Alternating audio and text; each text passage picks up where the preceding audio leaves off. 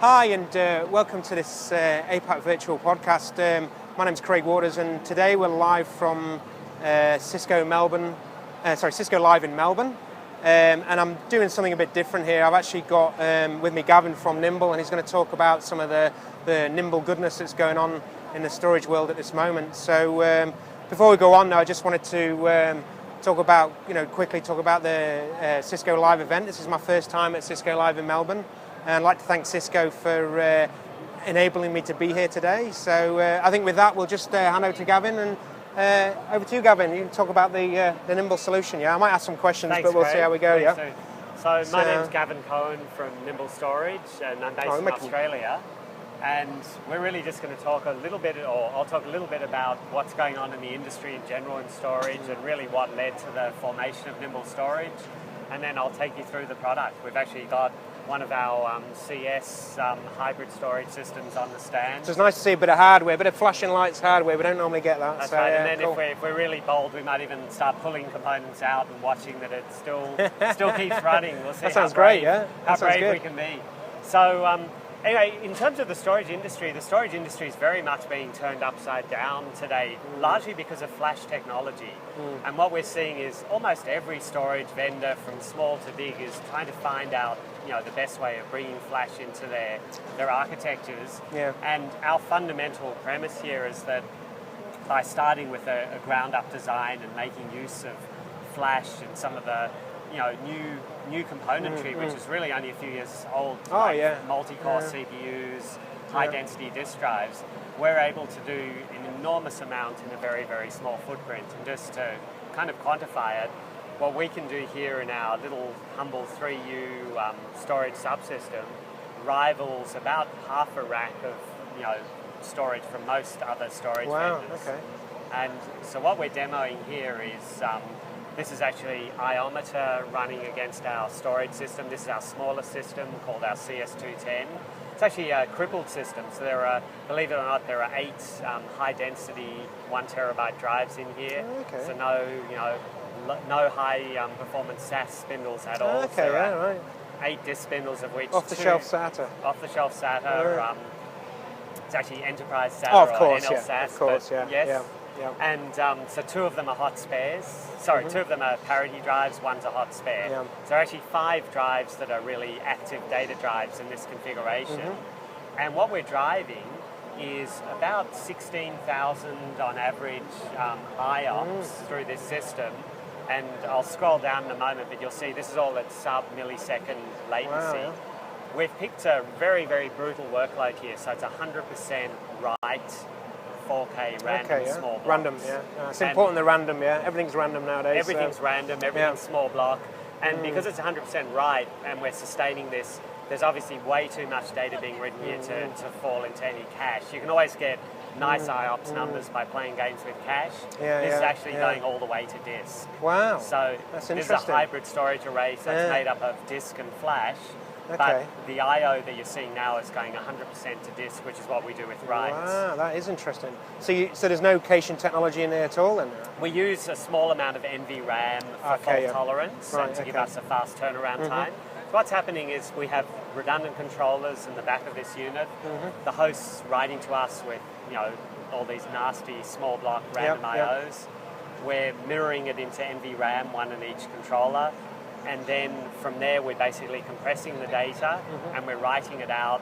We're basically turning thousands of small random blocks into a small number of large block sequential blocks, and then we're striking it across our array. Got it. And that's the magic that's going on here, is we're translating, we're ingesting thousands of small blocks, and we're writing them down as a small number of very big sequential blocks. And because we're writing sequentially, and in fact we guarantee a sequential write pattern the whole way through, all the way till we completely fill up, we're able to sustain enormous amounts of write IOPS to, as you can see, very little hardware underneath, under the covers.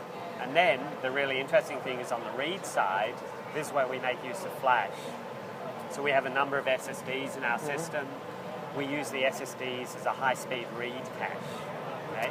So what we're really doing is, while we're not writing, we're populating the flash with the data set that we believe most is, frequently used kind of thing. most frequently used on the current data set. We're not tiering it, so we're not moving data from disk to flash and then back from flash to disk. What we're really doing is we're saying flash for us is a very big compressed cache because everything's compressed both on disk and in flash. Okay. And the active I/O set that's being read, we try and serve out of flash, not off disk.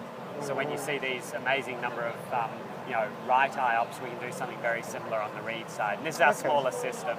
With our bigger one, which looks the same, it just has more spindles, so it's fully populated, and higher-end controllers. We're able to do almost 3 times as much I/O in the same. So what kind of capacity are you going to get in a 3U unit? What kind of?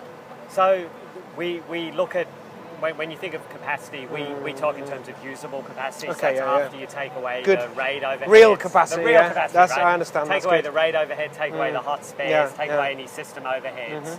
We have in our with our larger drives with the 3 terabyte spindles, we have 25 terabytes of usable, and then with compression, which is part of our data path, that 25 becomes something more. Somewhere, on average, somewhere between 25 and 50 terabytes of usable in the 3U, with the IOPS of, as I said, half a rack to a rack of traditional SAS coupled with SSD.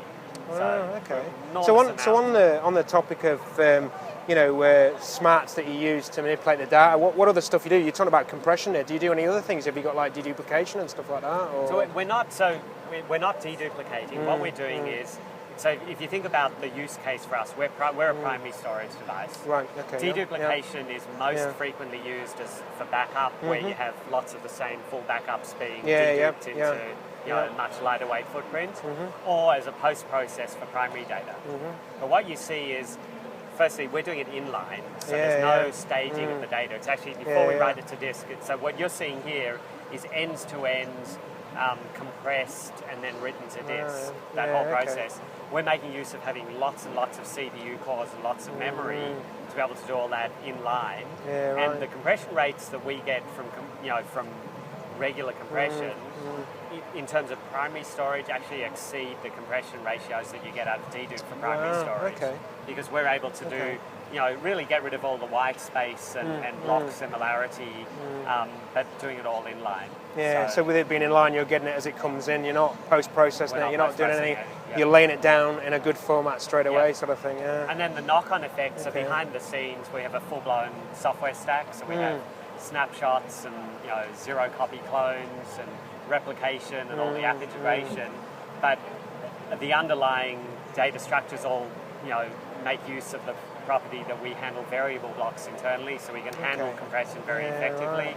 But our snapshots and our replication points then make use of sending and storing only those compressed deltas. So it's extremely efficient on the snapshotting and replication side as well. Can you talk about a bit more about the snapshotting process and how it works?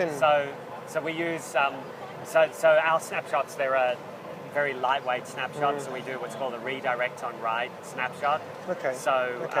In other words, writes always, because of what we're doing, if you look at the whole data path, we're ingesting data, we're compressing it and coalescing it, making big blocks out of lots of small blocks, and then we're striping it to disk. And when we write to disk, we always write to a new, fresh stripe. We never override a partial stripe or write to the same stripe that's already got data on it. Because of that property, in the background, what we're doing is we're keeping lots of copies of the pointers to those blocks inside the stripes, and that's what gives us our snapshots. So the snapshots aren't affecting, there's no performance impact whatsoever on the snapshot side when you take them or when you use them. And then over time, one of our NetApp colleagues just popped by. Over time, we then the snapshots consume space based on how much unique data is held in the snapshots. Now we can handle in the system tens of thousands of snapshots. So we're designed to handle many of them, and they're all lightweight. And it's really the penalty you pay for snapshots is really only when you have huge change rates and they're kept for a long time. In the short time frame, if you think about It's what you're using them for, isn't it? That's kind of, it's the use case, isn't it, for the snapshot? Whether it's for a duplication of the system or whether it's a point-in-time recovery, or it just depends on what the use case is. So do you, with the snapshotting, do you use a similar method then for? Is that snapshotting writable? Do you have to have a clone or something, or what? How does that work? So we call it, and I'll actually demo this in a moment. We call it a zero-copy clone. So what we do is we, any one of those snapshots can then be mounted read-only as a snapshot, or mounted as a clone, which makes it writable. And you just redirect the writes to new blocks. Redirect. So so it takes up no space when you create it, and then new writes get stored somewhere else. So exactly the same data path going on. And all of this is included. So we don't charge for any of the cloning and replication. No license fees, no extra software costs. It's all just part of the. You buy an array, you get. That's great. You get everything. Yeah, that's great. Yeah. Do you want to? I mean, what about replication? I think that's probably another bit we should cover as well. Yeah, so, and then we'll cover this, and then maybe if you can show us some goodness as well. I'll actually bring it up in the GUI in a moment. But so how you doing replication in your solution? Great question. So it's asynchronous replication to a point in time, which is set up based on the frequency of one of your snapshot policies. And I'll show you how this works. But basically, what you can do is screen's gone. Okay, if you just tap the mouse pad there. There we go. Should come back to life in a moment. There we go. So what happens? This proves that it's a live technical difficulties of being live. Cool, that's good. Yeah. And I promised that I'd pull a disc. So we can't wait. We're going to pull a disc later, now that we've had it a should be good. Blank, so this is actually an SSD. So let's watch. That's a fairly important disc as well. Yeah. So that's actually pulled out. Everything's still running away. Yeah. We're gonna pop it back in. That's funny, isn't actually, you're still maintaining IOPS as well. The interesting thing, remember I said this is 100% write load? Our SSD is a read cache. Oh yeah, that's right, But all the same, if we were reading, all that happens is we reduce the read cache for the time it's out. It goes in, it'll recognize that an SSD's just appeared and just grow the cache again. Okay, So, but you can see it didn't really do anything to the system.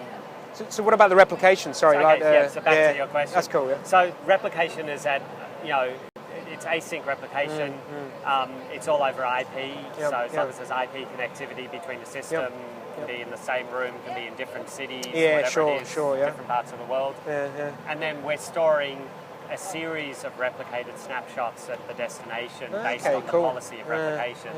So you can either have like for like, where you have the same hourlies or half hourlies, dailies, weeklies, monthlies stored at both sides. Cool. Yeah. Or you could have on the primary side you might store 100 1 hourly snapshots, and on the destination you might have more capacity and store 500 it might be like a long-term storage thing or something. Let them stay for longer. And then all that's sent across the wire, the compressed deltas. Okay, so I was going to ask the other thing, was there any optimization in that traffic being sent across sort of thing? So we don't do that. What we're doing is we're relying on the fact that it's stored in a compressed, each block is compressed. You've done it at source, you've done it before you've written it. Prior to being written.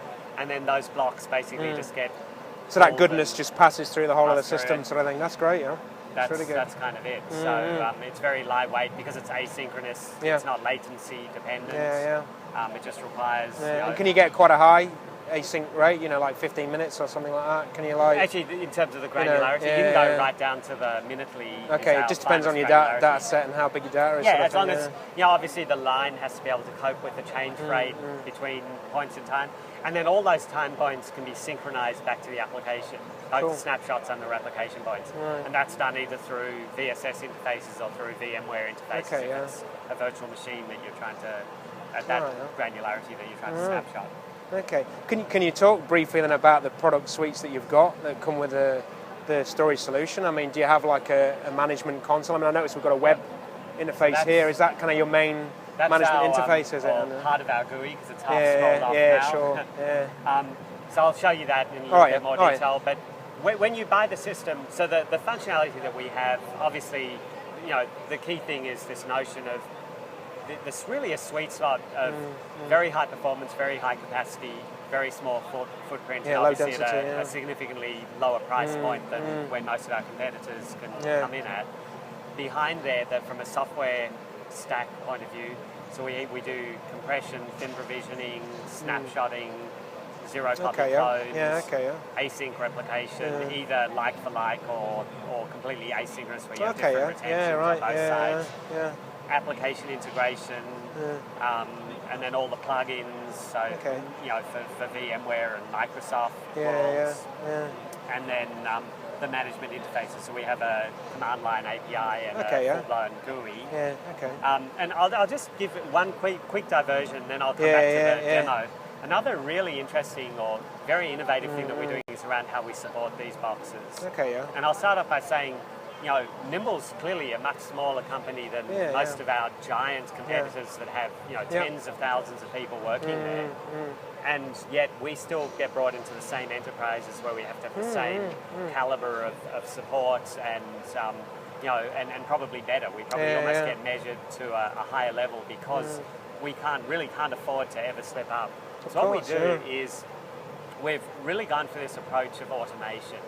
And in the ideal world, and our goal is that anything that's traditionally answered by a level 1 or a level 2 support person, we try and automate.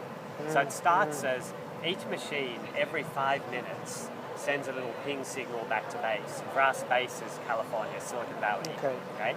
So every 5 minutes they send this couple of kilobytes of data, and encoded in that couple of kilobytes are about 20,000 sensors. And the sensors, they're all the obvious things, right? When I just pulled that SSD before, that created a sensor to say this disk has just disappeared or broken or whatever it might be. So all the environmentals, the power supply voltages, the fan speeds, the core temperatures, the disk status, some of the networking status, all that sort of data gets sent, the obvious stuff.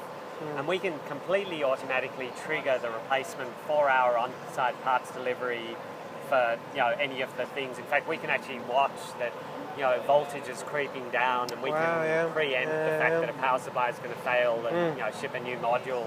So all those kinds of things, which is, I guess, where the industry is moving in general. Like predicting time to failure is like a great thing. I mean, similar to like the aviation industry. Every part of an aeroplane has a time to failure, and they measure that time, and when it gets to the right time, they replace it before it occurs, and then that way there's no failure. And obviously, that's dealing with people and lives and stuff, but in a similar situation, I mean, that's just the way it has to go. That's the way the things have to move forward. So we're monitoring all that in near real time, and then the secondary things that we do are really interesting. We can tell when a LUN's going to fill up, so we can preempt an outer space condition or a system filling up, or even really subtle things like we can tell how the multi-pathing from a VM's going. So if we see that maybe we're getting more traffic down one of two paths that's connected to the same virtual machine, we can actually flag that as a support case, send an alert to the customer to say, oh, by the way, your multi-pathing doesn't appear to be working, or your network's dropping too many packets. So misconfiguration even, or something like that. That is really interesting. A classic one that we flagged was, we have dual controllers, and one of our, we're an active passive configuration. Someone was reconfiguring a network and, had done something to a port on the passive node, which you wouldn't normally notice till you failed over. But we saw that went down, and so we were able to kind of flag it as this isn't a problem now, but if you ever fail over, you'll have a degraded performance because you've lost one of your parts. So all these secondary things. So that's part one. Part two is, at some point you might have to speak to a Nimble support person. So we run a 24/7 help desk. There's an Australian 1-800 number from here that would patch you into the US support centre. But when you speak to an engineer, they have a dashboard that has the telemetry of your system. They've got all your details already, and then you don't go through all the pain of logging a call and putting the detail in there, and who are you, what version, and then while they're talking to you, they can put a little signal on the line so that if they need detailed diags of the networking module, they can actually ask the machine to send it to them. That's pretty cool. So you don't go through this. Can you email or FTP this log? And we've all been there, I think. We'll call you back in 2 hours. Sure. That's fantastic. So it's a really, really interesting sort of model of support, and you'll see a lot more coming out of that because, as you can probably imagine, we have this massive data warehouse to the back end Yeah, that right. understands what your system's been doing since day zero. So think about all the predictive things we can do in terms of understanding when you're going to run out of controller bandwidth or capacity or anything. So there's you'll a see lot of goodness there. A lot of goodness that you can pull out. And I suppose I think a company called Cloud Physics were doing a very similar thing where they're actually getting input from a whole bunch of customers using their product and then saying, how about this feature, or how about this? We've analysed all that information and we've actually recommended a new solution that's going to actually solve that particular problem. So you're getting direct customer feedback from using your product on a daily basis. That's really interesting. And then we also look at what's going on there, so we know that what are our most common workloads, and which, by the way, happens to be SQL's one of our most common, Microsoft SQL, Exchange, SharePoint. But so we can see what's happening and we can understand the dynamics of them and how people are, not quite how they're using them, but what the I/O profiles look like. And in the background, we can start to optimize some of our caching algorithms. And there's all kinds of stuff that goes on as a result of really understanding in real life how these things are going. And we have all these really impressive numbers. So people say to us, well, what's your performance like? And we can say, well, we've got measured via ESX performance that's sub-millisecond latencies or whatever, and we can show the proof point that across our install base, this is what we're actually doing. It gives us enormous credibility. Yeah, that's great. That's amazing. That's a really interesting piece. I'm glad you brought it up and explained it, because it was it's a real value add there, I think. Do you want to? Oh, go on. So let me sort of go ahead and I'll. What I'll do is, assuming I don't trip I'll take the camera. And do you want to? Me just go on the screen? Whichever's easier. If you. There we go. Yeah. Okay. I've got a really good view there. I've just got to hold it for the next 10 minutes or so, but we'll get out a try. Yeah. Now I'll give you the disclaimer. I'm a Mac person. I'm using a PC here, so if I press all the wrong mouse buttons and everything, please excuse me. But sorry, it's not very still. What you can see, I'm going to scroll down. This is the same screen. There's the latency. So I mentioned before where sub-millisecond average latency on this 15, 16,000 IOPS that you're seeing. So this is a real life system. Oops. You can kind of see what's going on there. But let me sort of start from scratch. So when so I've just clicked the home button and it's pulling a whole lot of data from the system. But it's basically showing you what's going on in the system at a very high level, and there's a couple of alerts which are probably from the SSDs that just got pulled, but you can see that we're sustaining about 60 megs a second, but really, as I said, this is a random workload, so what we're more interested in is this 16,000 IOPS. You can see they're all right, because that's what we're doing. You can see where the capacity is allocated, what's going on, what our compression ratio is in the system. Wow, so all the kind of it's a real time system stats. Then we'll go one step further, so let's click on array. So what you're doing now is you're seeing the array. So I said we're an active-passive system. What you're seeing is there's two sides. There's an A side and a B side. The B side's active, the A side's passive. That little Ethernet port that's red, I can mouse over it, and it shows me where it is on the back. So even and if tells you go you to it the is, back, you'll realise why it's red. There's no cable in it. We're at CiscoLive, so we didn't quite have enough Ethernet cables here.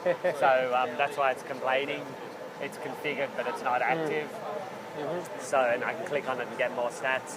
And you can see there, this is, what you're seeing is that little picture there is, I don't know if you, I can zoom it down, you can show us, there you go. That's this array. So as I said, it's a slightly depopulated one. There are two SSDs, okay, so you've actually got a few, and a couple of blanking plates. So we're talking about this bit just here, So this shows you that the left hand one's a hot spare. These are your active that's pretty good, and those are your SSDs, some IP address info and so on. And all of these things, I won't do it, I can click on and get more info. So next thing we'll do is we'll go to manage volumes. And what I'll do is I'll just take a step back. So we're a block device. We didn't. I was thinking about that. We haven't talked protocols, so maybe we want to talk a piece about, the protocols that you're using and so on and so forth. So we're a 100% iSCSI device, a block protocol, and we've really picked iSCSI for a couple of reasons, right? The first thing is the world's moving towards Ethernet in general for storage, and in terms of the protocol, iSCSI delivers the almost, if you look at a well-configured iSCSI fiber channel FCOE network and you kind of benchmark them in the ideal situation, Yeah, they're very similar. at Aren't best there's a couple of percent difference, right? So it's not a performance issue. No. With 10 gig Ethernet and the caliber of the hosts that are reading and writing to us, there's really no discernible performance reason why you would or wouldn't pick iSCSI over Fibre Channel or anything. Yeah. From a port cost perspective, obviously iSCSI, is a fraction of the port cost, maybe 10% of the port cost of a Fibre Channel. And Fibre Channel over Ethernet hasn't really taken off in a big way yet. Yeah, it's still a bit proprietary though, isn't it? I think. Yeah. Yeah. You know. I guess the winning thing is that you're already utilising any existing infrastructure and using Ethernet because you've already got a network there. Yeah. So why have another network? Why not just utilise a single network for everything? Utilise what's there or put in a new low-cost SAN. I did notice there that you've actually got a Nimble VMUG volume there, which is quite nice to see. There we go. So you've got a VMware user group volume there, which is pretty good. Thanks That's for that. That's the advertising thing. Yeah, thanks. Yeah. We'll go to Craig. $20 later. Craig Walton's one in a moment. So anyway, so now the concept is, so we're a block device, and then behind the scenes, and one of the really nice things, because we've really taken disk away as a bottleneck, so you don't have to go through this abstraction of a workload being mapped ultimately down to, through an aggregation of RAID groups down to a RAID group, and is it what type of RAID group and what type of spindles and all of that. Yeah. Fundamentally, we're a pool of storage. So, in a single shelf, we start, this little box is a couple of terabytes. We got to, as you saw, I said before, 25 to 50 terabytes in a single 3U system. All of that sits in a pool of storage. And then all we have to do is create LUNs. You don't say this LUN goes to these disks. You're not zoning or anything like that. Yeah. You can zone for security or mask. Yeah. You can set your iSCSI permissions, but fundamentally you're not making all these you're not making any kind of layout decisions. Yeah, right. Yeah. So we're a storage pool. So what we'll do is, these are a couple of LUNs configured. We're going to go ahead and create from scratch a new LUN. Okay. So let's call this LUN Craig 1. We can give it a description. I am a Nimble LUN. That's right. There we go. Congratulations. I've made it. These are some pre-configured, what we call performance Okay, policies. yeah, that's good. Yeah, no, that's great. So let's just say this is an ESX LUN or a ESX 5 LUN or a VDI LUN. Or we can create on the fly a new performance policy, and really all we're setting are things like the block size, how the host wants to see us. But it allows us to sort of tailor the way that our LUN gets presented to best match the host. But as I said, we can create our new ones, and if I create a new performance policy, it would show up in the drop-down list. Then we set up our iSCSI permissions, and nothing very, special there. Sorry, other than the fact that let me just say... It did change to a Windows file server. I don't know if that made any difference. I'll just do that. Cool. Bypass it. I'm saying no permissions on this, otherwise I have to do a bit more typing. Let's give this again a capacity. Let's make it 500 gigs. Then we can choose how thin provisioned we are. We by default will 100% thin provisioned for two reasons. Great. One is to make best use of compression. You want to be thin provisioned.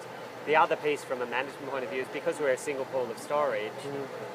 There's not really a management burden in thin provisioning of volume, because really what you care about is there's enough space in the whole system to deal with volumes that are over full. So you don't really have to worry about managing volumes, you manage the system thresholds. So it's a very practical way of doing it. And then snapshots similarly. So a lot of benefits with thin provision in that way, that you can pre-provision a lot of disks without actually using that space. There's a lot of benefit to that. So if Oracle wants a 2 terabyte LUN, you can give it 2 terabytes and it'll only use allocate what's actually in use. And of course compression sits on top of that. And then snapshots, we normally control snapshots via a policy, which I'll show you in a moment. Or you can hard limit how big the snapshots will rotate. Again, your choice. So we've just gone ahead and drawn our 500 gigs out of our storage pool. Okay, and you'll notice we had another 500 gig LUN, and yet there's still 3.87 terabytes free. That's the beauty of compression. Okay? Wow. So now we choose our protection. Okay, and protection for us is snapshotting and replication. So I could say none, and then I'm finished. That LUN would actually be available, and the host would see it. Or I can Okay, or I can go ahead and protect it, which is what I'll do. So let's just start up and we'll protect it as what we call a standalone volume. Okay, yeah. And over here I say how I want to synchronize my snapshots. Right. Okay, yeah. Okay. So if I say, for example, VSS, then I have to tell it, the host server and communicate there to synchronize the snapshots, or VMware. I like that other way you can choose your model of QS and the whether you're doing it on an application level or whether you're doing it at an infrastructure level with VMware or and in this database case, I level won't go yeah. through all the host IP address typing in, but I'll just say we'll just do them unsynchronized. Yeah. No, that's great. That is. Then what I'll do, I'll give a schedule a name. So let's just do 10-minute snapshots. So I'll say take a snapshot every 10 minutes, 24 hours a day, 7 days a week. Number to keep. Let's keep 500 for fun. And I'll just scroll down a little bit. Okay.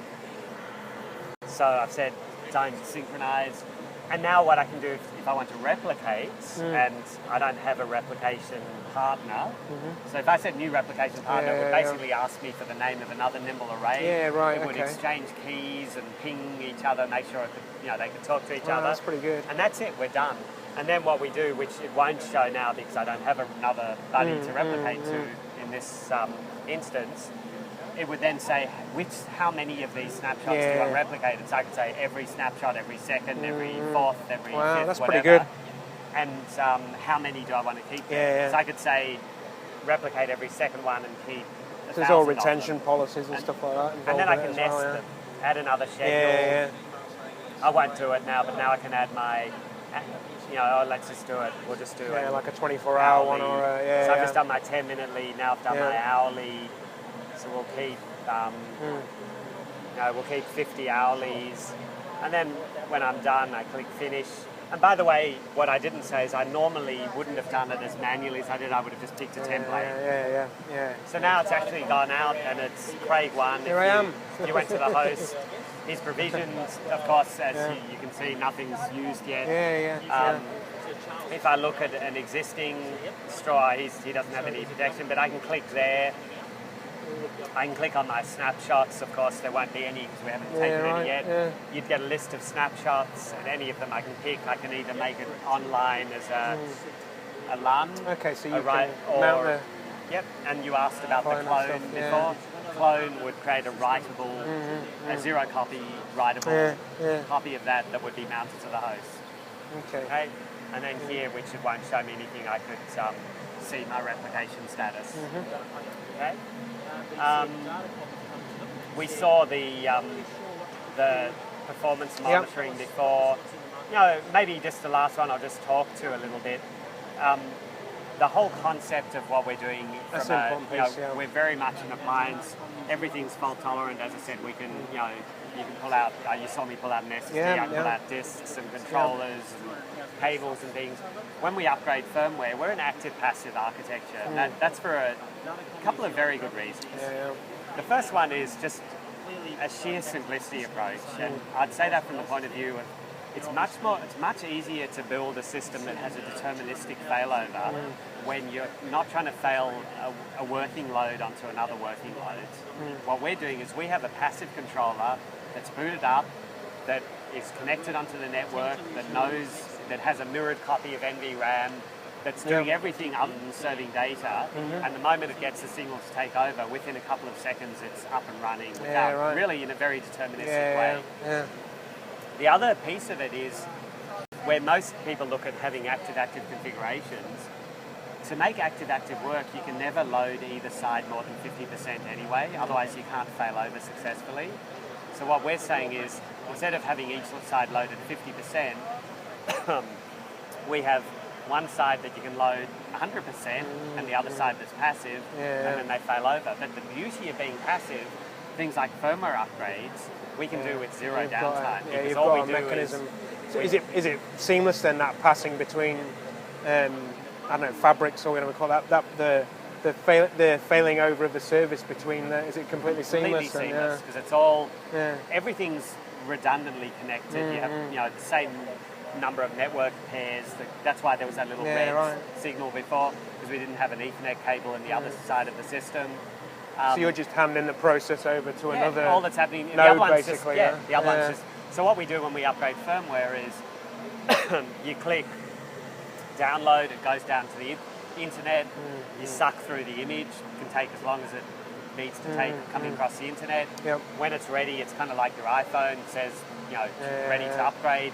Click the upgrade button, it goes through, it upgrades the passive node, reboots, does all its check, listens, makes sure it's all ready to serve data.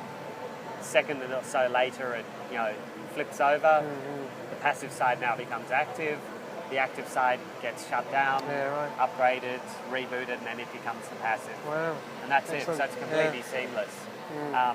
And it's just one piece of code that you're upgrading every time, and there's not different components. No, it's just one that bit of code, image then allows us all the way through to disk firmware or SSD or controller modules or whatever it is. So it's very much that. So you do your own version controlling within the unit as well, and and where, for example, from time to time there might be a firmware upgrade in a piece of the system, and that's done through a you might as well do it all the same way. I mean, if it's got no impact, then what does it matter if you're only upgrading a component and not the whole piece? And it's your all delivery just done mechanisms. You don't, as a user, you don't really see the difference. You just install an image and it goes through and does what it needs to do as part of the process of upgrading. So that's great. It's really gone for a very simplistic kind of design, and you've probably got the gist of it. I could say there are not many storage systems that you could have, however long we've taken, 10 or 15 minutes, kind of got a feel for. Most storage administrators that have managed storage before, pretty much from what I've shown, would be able to take over. I mean, it's pretty straightforward, isn't it? Figure out what to do. Oh, that's great, Gavin. I really appreciate your time today. You're absolutely welcome. Thanks for having a chat, and we'll maybe speak to you soon sometime. Appreciate it. Thanks very much. Craig. Much appreciated. Cheers, mate. Thank you.